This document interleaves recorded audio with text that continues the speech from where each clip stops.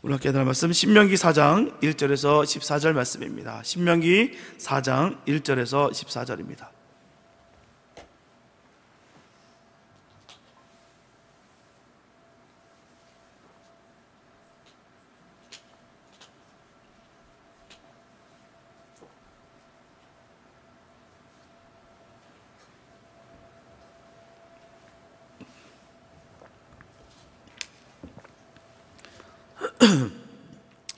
신명기 4장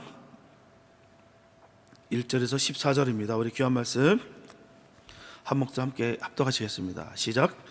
이스라엘아, 이제 내가 너에게 가르치는 규례와 법도를 듣고 준행하라. 그리하면 너희가 살 것이요 너희의 열조의 하나님 여호와께서 너에게 주시는 땅에 들어가서 그것을 얻게 되리라. 내가 너에게 명하는 말을 너희는 가감하지 말고 내가 너에게 명하는 너희 하나님 여호와의 명령을 지키라. 여호와께서 바알볼의 일을 인하여 행하신 바를 너희가 목도하였거니와 바알볼을 좇은 모든 사람을 너희 하나님 여호와께서 너희 중에서 진멸하였을 때 오직 너희 하나님 여호와께부터 떠나지 않은 너희는 오늘날까지 다 상존하였느니라. 내가 나의 하나님 여호와의 명하신 대로 규례와 법도를 너에게 가르쳤나니 이는 너희로 들어가서 기업으로 얻을 땅에서 그대로 행하게 하려 함인즉 너희는 지켜 행하라. 그리하면 열국 앞에 너희의 지혜요 너희의 지식이라. 그들이 이 모든 규례를 듣고 이르기를 이 큰 나라 사람은 과연 지혜와 지식이 있는 백성이로다 하리다. 우리 하나님 여호와께서 우리가 그에게 기도할 때마다 우리에게 가까이 하심과 같이 그 신의 가까이 함을 얻은 나라가 어디 있느냐? 오늘 내가 너에게 선포하는 이 율법과 같이 그 규례와 법도가 공의로운 큰 나라가 어디 있느냐? 오직 너는 스스로 삼가며 내 마음을 힘써 지키라. 두렵건대 네가 그 목도한 일을 잊어버릴까 하노라. 두렵건대 내 생존하는 날 동안에 그 일들이 내 마음에서 떠날까 하노라. 너는 그 일들을 내 아들들과 내 손자들에게 알게 하라. 내가 호렙산에서 내 하나님 여호와 앞에 섰던 날에 여호와께서 내게 이르시기를 나를 위하여 백성을 모으라. 내가 그들에게 내 말을 들려서 그들로 세상에 사는 날 동안 나 경외함을 배우게 하며 그 자녀에게 가르치게 하려 하노라 하시매 너희가 가까이 나와서 산 아래 서니 그 산에 불이 붙어 화염이 충천하고 유암과 구름과 흑암이 덮였는데 여호와께서 화염 중에서 너에게 말씀하시되 음성뿐이므로 너희가 그 말소리만 듣고 형상은 보지 못하였느니라. 여호와께서 그 언약을 너에게 반포하시고 너희로 지키라 명하셨으니 곧 십계명이며 두 돌판에 친히 쓰신 것이라. 그때 여호와께서 내게 명하사 너에게 규례와 법도를 교훈하게 하셨나니 이는 너희로 건너가서 얻을 땅에서 행하게 하려 하심이니라. 아멘.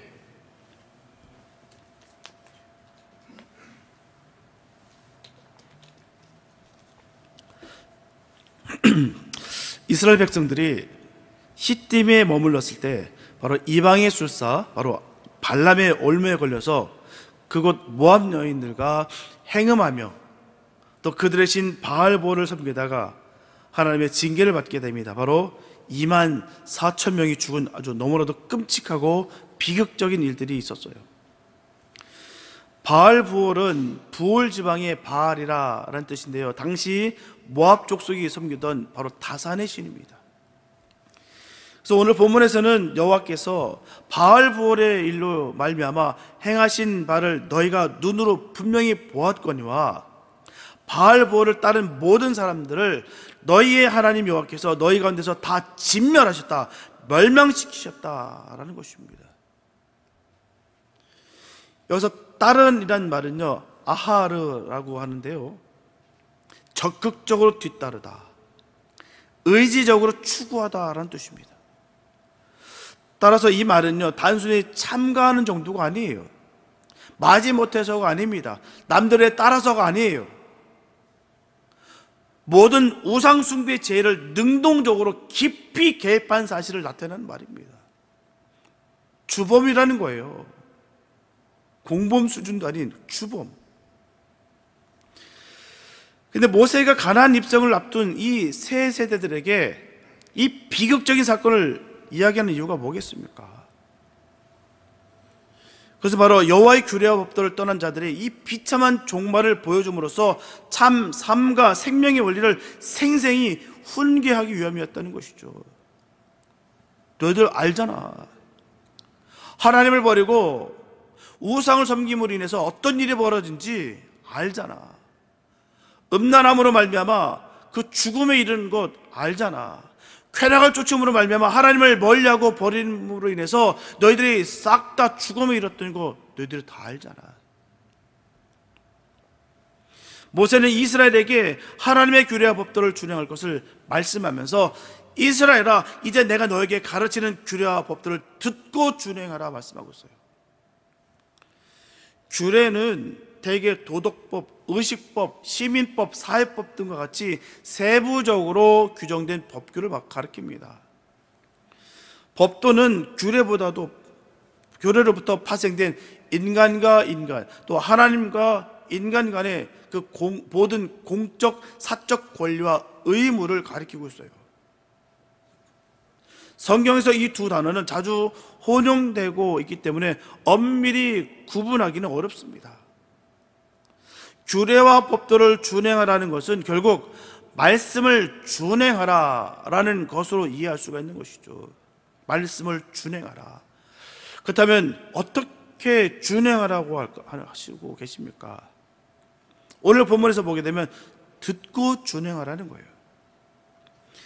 이스라엘아, 이제 내가 너에게 가르치는 규례와 법도를 듣고 준행하라. 율법은 단순히 듣고 배워서 하는 것이 아니에요.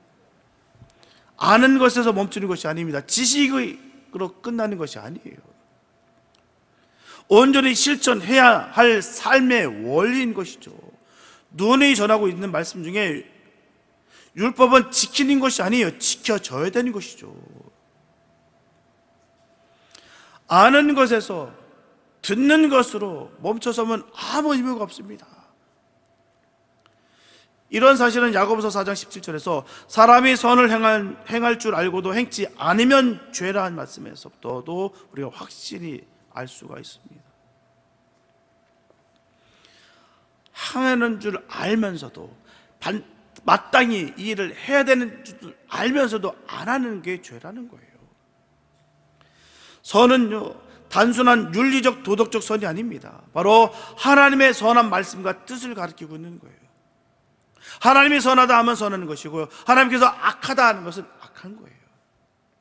사람이 그 말씀에 따라서 변화되는 것이 아니라 하나님께서 우리에게 일러주시는 그 말씀대로 세워지는 것이죠. 불편하니까 안 하는 것이 아니고, 또 즐거우니까 더 하는 것도 아니고요. 오늘 우리가 모두가 염려하고 있는 두 가지 문제가 있습니다. 그 하나는 오늘 어떻게 살까? 또 다른 하나는 오늘보다 내일 어떻게 하면 더 행복하게 살까 하는 문제입니다. 이것은 절대로 과욕이 아니에요. 절대로 속된 생각이 아닙니다. 살아있는 사람이 생존을 원하는 것은요, 자연적 이치입니다. 생존한 사람이 보다 나은 생활을 추구하는 것, 희구하는 것은요, 당연한 거예요. 그렇다 할지라도 이런 것은 믿지 않는 이방인이나 구할 것이요, 믿음으로 사는 하나님의 자녀들이 이런 일에 얽매여서는 안 된다는 것입니다. 문제는 하나님의 자녀도 먹고 사는 문제에 대해 염려할 것은 염려해야 됩니다. 분명한 것은 믿는 사람이 인생을 사는 목적은 하나님을 영화롭게 하는 데 있다는 것이죠. 하나님을 영화롭게 하기 위해서는 오늘 살아 있어야 되는 것입니다. 오늘보다 내일 더 나은 생활을 해야 되는 것이죠. 믿는 사람의 인생 목적지는 뭐겠습니까? 바로 천국이에요. 천국이 없다고 한다면 다 무의미합니다. 우리 천국 가기 위해 사는 거예요. 힘들고 어려운 일들, 때로는 불편한 일들, 내가 해야 될 일들, 내가 참아야 되는 일들, 절제해야 될 이유들, 바로 천국 가기 위해서 말입니다. 그러나 천국은 오늘 죽으면 아무나 천국에 들어갈 수 있는 나라가 아니라는 거예요. 쉽게 가는 곳이 아닙니다. 오늘 살 것을 다 살고 내일 할 것을 다 한 인생이라야 들어갈 수 있는 나라가 바로 천국이에요. 아무나 가는 거 아니에요. 시쳇말로 어중이 떠중이 다 가는 거 아닙니다. 어떤 유명한 디자이너가 있더라고요. 디올이라는 사람이, 샤넬인가? 럭셔리의 반대말이 뭐냐? 흔한 것이랍니다.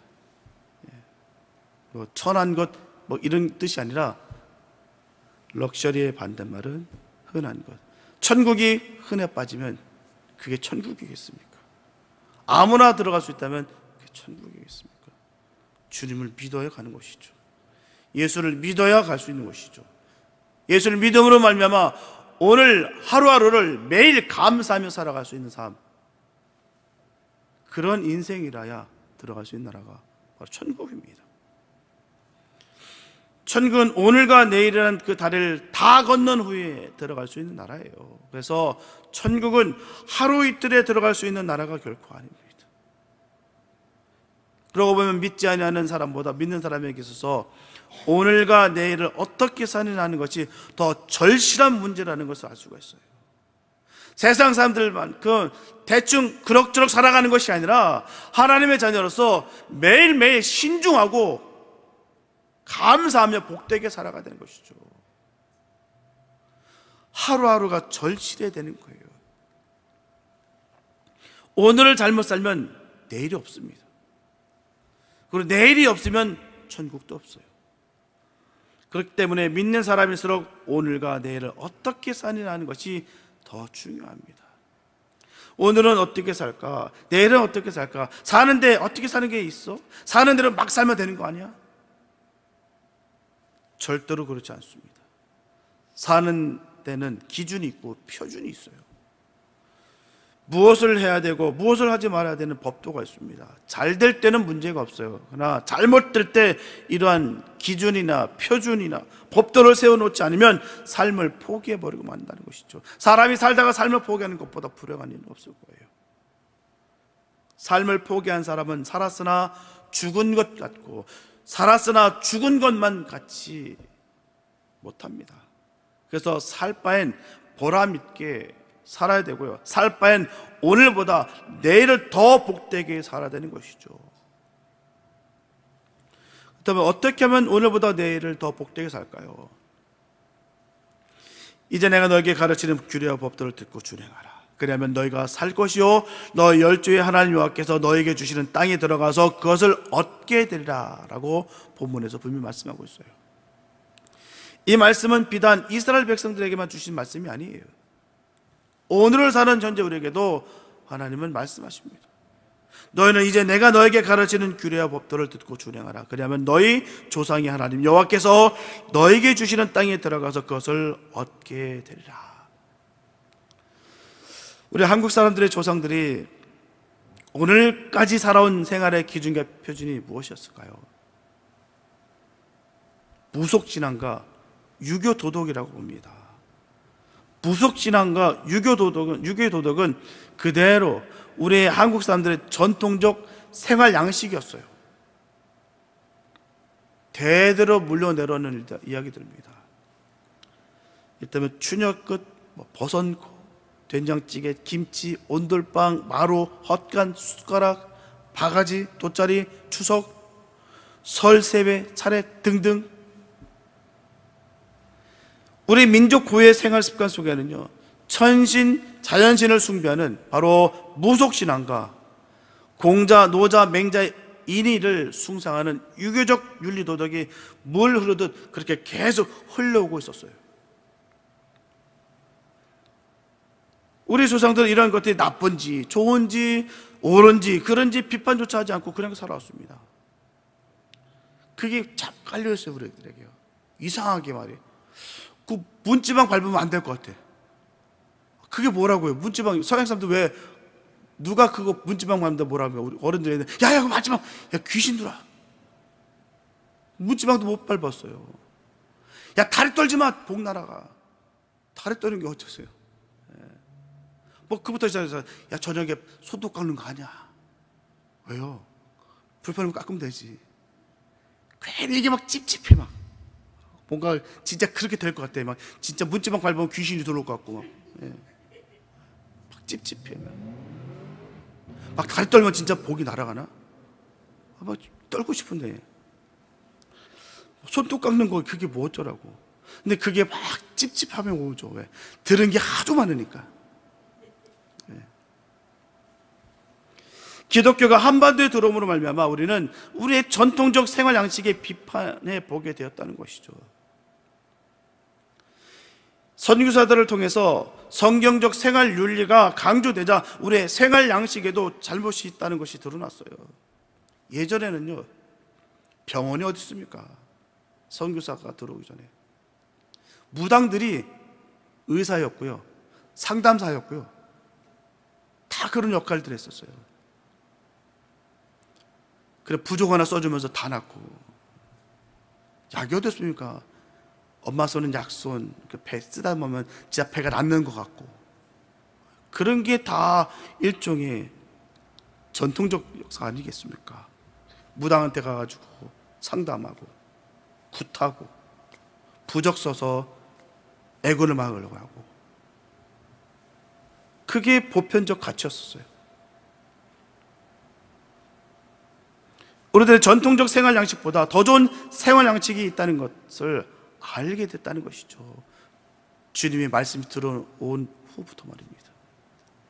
여호와 하나님이 이스라엘 백성에게 주신 규례와 생활법들은 우리 민족이 살고 복을 받고 땅을 유업으로 받기에 필요 충분한 법칙이라는 거예요. 그 법칙이란 다름 아닌 모세가 시내산에서 하나님으로부터 받아 이스라엘 백성들에게 반포한 십계명입니다. 십계명은 하나님의 친히 두 돌판에 쓰신 사랑의 계명이에요. 십계명은 위로 하나님을 사랑하고 아래로 이웃을 내 몸과 같이 사랑하라는 사랑의 계명입니다. 십계명을 암송해 보시기 바랍니다. 5,000년, 6,000년을 지켜온 전통이 있다 할지라도 더 좋은 것이 나타났을 때는 더 좋은 것으로 바꿀 줄 아는 민족이 지혜로운 민족이에요. 우리 한국 민족은 신문화, 신체제에 민감한 민족이었습니다. 신라 때에는 불교를 받아들였고요, 고려 때에는 주자학을 받아들였고, 이시 조선 때에는 유교를 받아들였습니다. 또한 이조 말기에는 기독교를 받아들였어요. 우리 민족은 외래 문화와 문물을 너무 쉽게 받아들이는 경향이 있어요. 그렇기 때문에 소화를 못 시키는 예가 많습니다.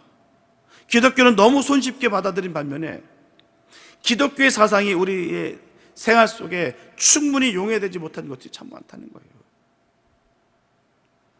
바로 그 한 예가 여호와의 규례와 법도를 듣고 행하면 복을 받고 살고 땅을 기업으로 받는다는 진리를 전적으로 받아들이지 않는다는 것이죠.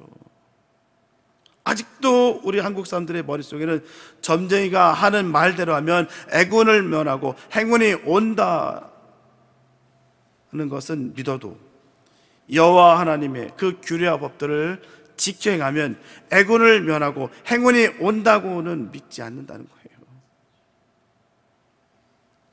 아직도 토종 비결에 쓰인 대로 하면 애군을 면하고 행운이 온다고는 믿어도요, 하나님의 말씀에 쓰인 이 규례와 법도를 지켜 행하면 복을 받고 땅을 차지한다는 것은 믿지 않는다는 거예요.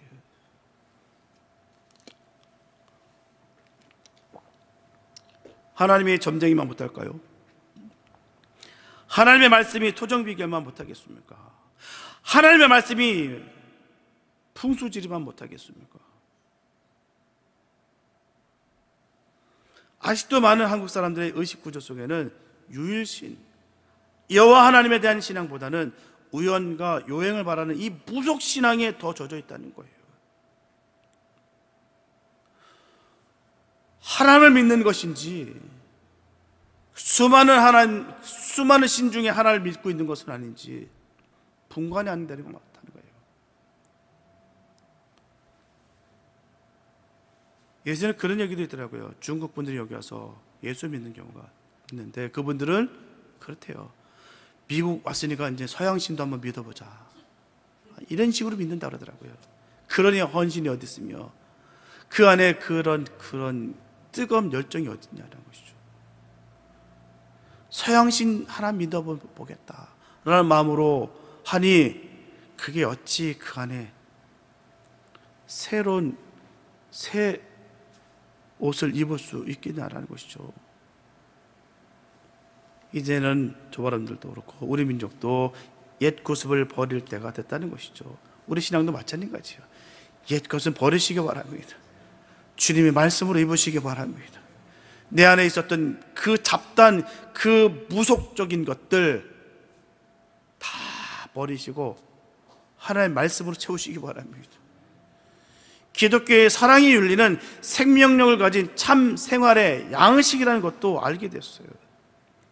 이제 우리는 민족적으로 기독교의 사랑의 윤리를 영원한 전통으로 정립할 때가 됐다고 봅니다.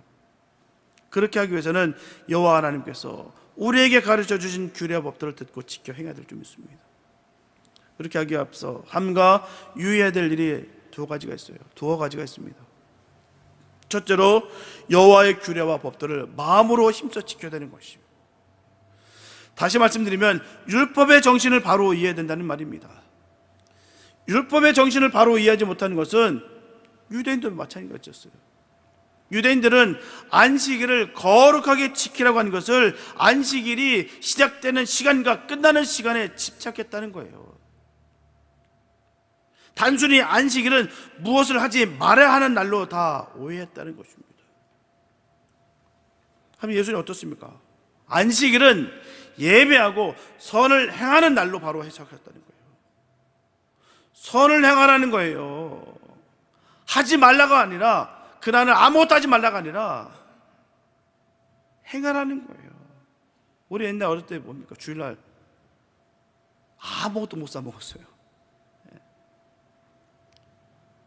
어릴 때 저희 이모가, 야, 너 이거 꼭 100원 갖고 가서 꼭 헌금 내야 돼. 그러면 이상하게 유혹이 있어요. 가게에 가서 50원을 쭈쭈어 먹고 50원만 헌금했어요. 참, 그런데도 목사 시켜주니 얼마나 감사한지 모르겠어요. 참, 그걸 나중에 알게 됐어요. 저희 이모가, 너 이놈 자식 또 55번 냈다며.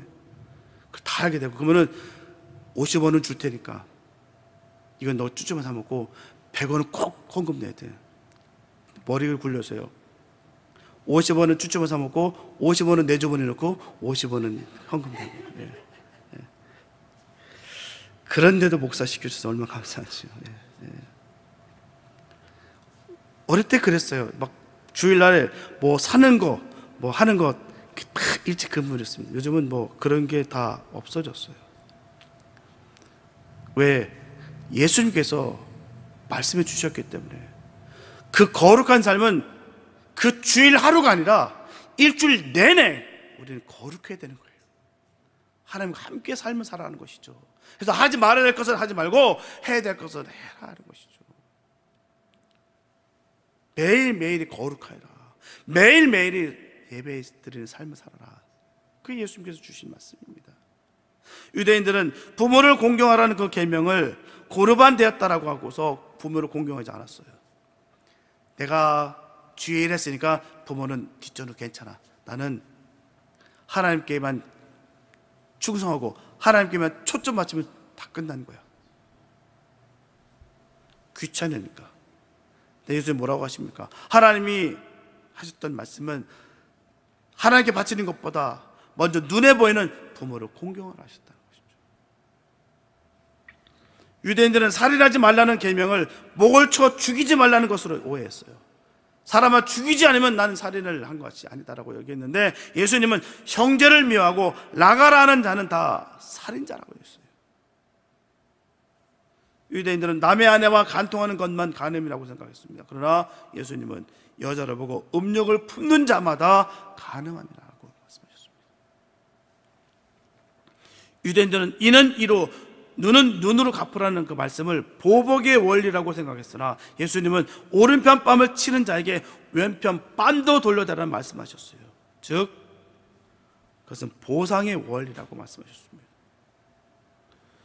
십계명은 제1계명부터 제10계명까지 위로 하나님을 사랑하고 아래로 이웃을 자기 몸과 같이 사랑해야 하는 사랑의 정신으로 풀어야 되는 거예요. 말씀에서 사랑이 없으면요 아무 소용이 없는 거예요. 구약에서도 마찬가지인 것이죠. 그 고린도전서 13장 그 사랑장만 우리가 깨닫는 것이 아니라 구약에서부터 신약에 관통하는 모든 것이 다 사랑이 없으면 아무 의미가 없어요. 주님이 이 땅에 오신 이유가 뭐겠습니까? 우리를 사랑하셔서 오신 거예요.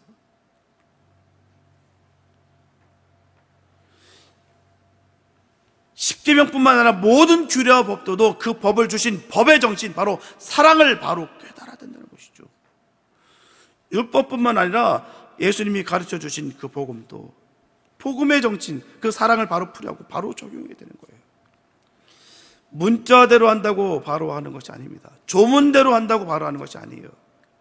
성령의 감동, 감화로 해야 모든 복음과 율법의 바른 정신을 바로 깨닫고 바로 실천할 수가 있습니다. 둘째로 우리가 주의해야 될 것은요, 여호와께서 우리에게 명하신 규례와 법들을 가감하지 말아야 된다는 것이죠. 보태거나 빼지 말라는 얘기예요. 하나님이 아담에게 선악을 알게 하는 나무의 실과는 먹지 말라, 네가 먹는 날에는 정령 죽으리라고 했어요. 근데 이 말이 하와의 입을 거쳐서 뱀에게 말해질 때는요 뭐라고 변합니까? 동산 중앙에 있는 나무의 실과는 하나님의 말씀에 너희는 먹지도 말고 만지지도 말라, 너희가 죽을까 하노라. 하나님이 하신 말씀과 하와가 한 말을 비교해 보면요, 하와는 하나님이 하신 말씀을 더 보태기도 했고요 더 빼기도 했다는 것을 알 수가 있습니다. 더 보태는 것은 만지지도 말라, 아니요, 하나님은 먹지 말라 하셨어요. 더 뺀 것은 죽을까 하노라 라고 했는데 아닙니다. 하나님은 정령 죽으리라고 했어요. 죽을까 하노라고 뭐겠습니까? 죽을 수도 있고 때에 따라 안 죽을 수도 있고, 이게 바로 죽을까 하노라. 근데 하나님은 뼈하게 투명하게 선명하게 말씀하셨습니다. 정령 죽으리라. 이와 같이 사람이 하나님의 말씀을 더 보태기도 하고 빼기도 함으로 말미암아 사람의 마음속에 의심과 반항심을 조장시켜서 마침내 어떻게 됩니까? 사람이 하나님을 거역하는 무서운 죄를 짓게 한다는 거예요. 내 몸대로, 내 마음대로, 내 멋대로 하나님의 말씀을 넣었다 뺐다 한다는 것이에요. 가감한다는 것이죠. 하나님의 말씀은 1.1핵일지라도 더 보태거나 빼서는 안 됩니다. 좋은 것일지라도 2배, 3배를 늘리는 것을 하나님 원치 않으세요. 또한 나쁜 것일지라도 깡그리 다 없애버리는 것을 하나님 원치 않으신다는 거예요. 있는 것은 있게, 없는 것은 없게, 적은 것은 적게, 많은 것은 많게, 하나님이 말씀하신 그대로 정확하게 지켜야 하기를 하나님 원하신다는 것이죠. 마태복음 5장 18절에서 예수님께서 말씀하시기를 천지가 없어지기 전에는 율법의 1.1핵이라도 반드시 없어지지 아니하고 다 이루리라. 하나님의 말씀은 1.1핵이라도 가감할 수 없습니다. 말씀하신 그대로 이루어졌어요. 계시록 22장 18절과 19절에 보면 만일 누구든지 이것들 외에 더하면 하나님이 이 책에 기록된 재앙들을 그에게 더하실 터요, 만일 누구든지 이 책의 예언의 말씀에서 제하여버리면 하나님이 이 책에 기록된 생명나무와 및 거룩한 성의 참여함을 제하여버리라. 여기 말씀을 지켜 행하는 자들의 고충이 있어요.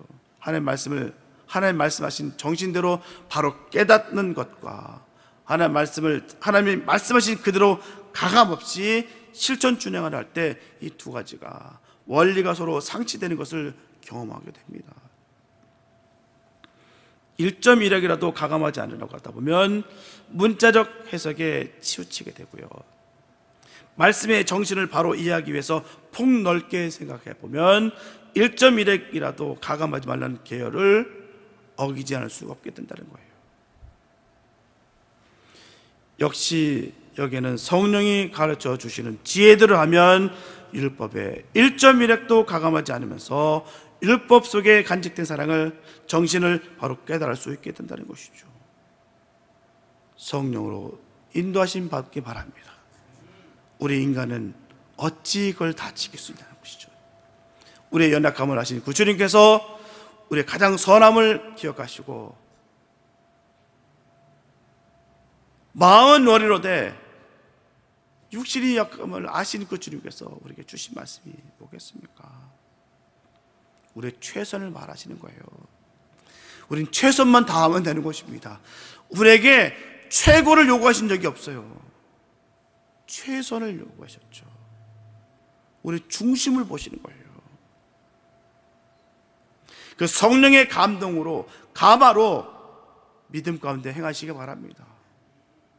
철저히 주님 앞에 나의 연약함과 무능함을 밝히시고, 하지만 주님 앞에 나아갈 때 하나님은 그 모습을 선하게 여기시고 기뻐하신다는 것이죠.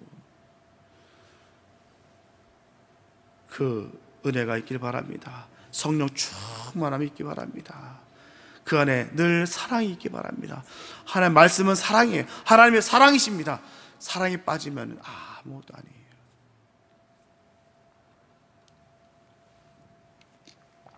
셋째로, 너는 이들을 내 아들들과 내 손자들에게 알게 하라고 했어요. 너만 알고 지켜 행하라고 한 것이 아닙니다. 내 아들들에게도 그렇게 하고 내 손자들에게도 그렇게 하라고 말씀하셨어요. 혼자 깨닫고 혼자 실천하는 것도 쉬운 일 아닙니다. 과연 쉬웠겠습니까? 그래서 그것은 쉽습니다. 아내와 부모와 형제 친척이 보는 앞에서 깨닫고 실천하는 것은 더 어렵습니다.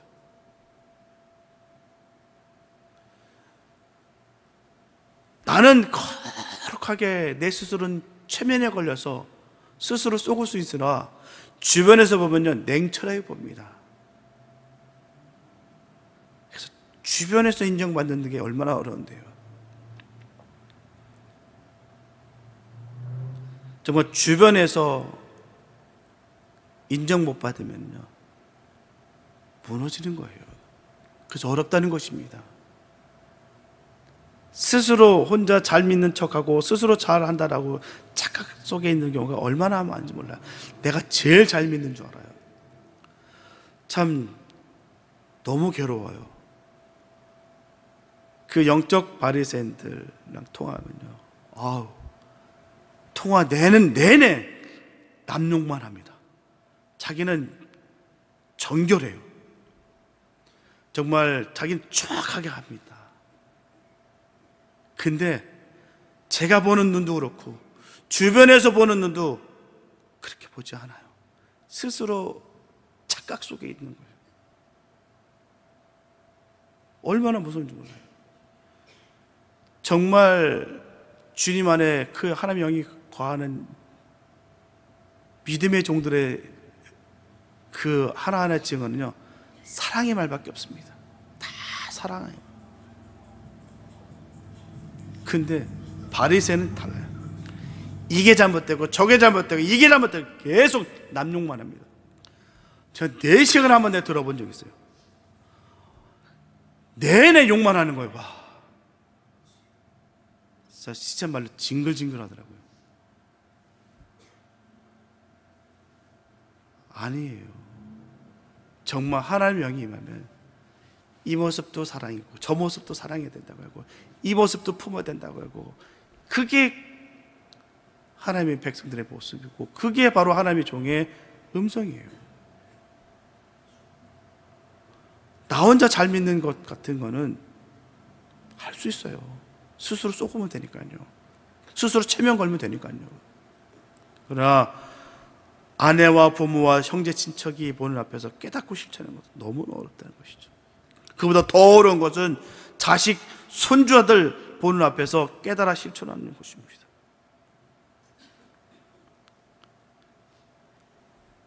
아이들 다 보고 있어요. 다 느끼고 있습니다. 그렇게 해야 자기도 살고 자식들도 복을 받고 약속한 기업의 땅을 유업으로 받게 되는 거예요. 힘이 들어도 해야 됩니다. 예전에 말씀드렸다시피요, 교회가 분쟁이 일어나는 곳에 더 큰 저주는 뭔지 아십니까? 그 가정이 무너져 버리더라고요.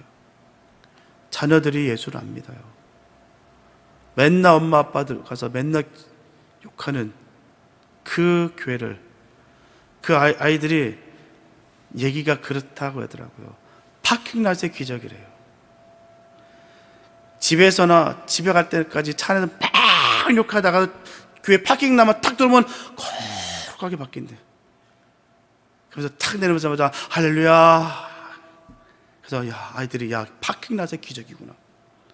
교회 파킹랏만 오면 다 이렇게 거룩하게 변하는구나. 근데 파킹랏만 딱 벗어나가면 다시 싹 사단으로 변하는구나. 이게 얼마나 비극적인지 모르겠어요. 약속의 기업의 땅을 유업으로 받지 못합니다. 그 자녀들이 예수를 안 믿어요. 가장 큰 비극이죠. 맨날 쌈박질하고 맨날 욕하는 그 교회를 왜 다니냐고, 그 예수를 왜 믿느냐고. 예수 믿으면 변화되고 예수 믿으면 말미암아 사랑으로 하나 되어야 되는데 저렇게 아각거리면서 파킹랏에서만 바뀌는 그 예수를 왜 믿느냐. 그러니 그 가정이 유업으로 하나님의 그 땅을 받지 못하게 된다는 것이죠. 사랑하는 여러분, 저와 여러분들은 여호와의 규례와 법도를 듣고 준행하시게 되시기 바랍니다. 여호와께서 시내산에서 반포하신 십계명의 정신을 바로 깨닫고 바로 실천하게 되시기 바랍니다. 내 자신뿐만 아니라 내 자식, 내 손자들에게까지 여호와의 규례와 법도를 듣고 지켜행하게 하시게 되시기 바랍니다. 그렇게 함으로 주님 오실 때까지 이 땅을 기업으로 받고 여기서도 잘 살고 복을 받게 되시길 축복합니다. 이와 같이 큰 믿음의 사람이 다 되시기 바랍니다.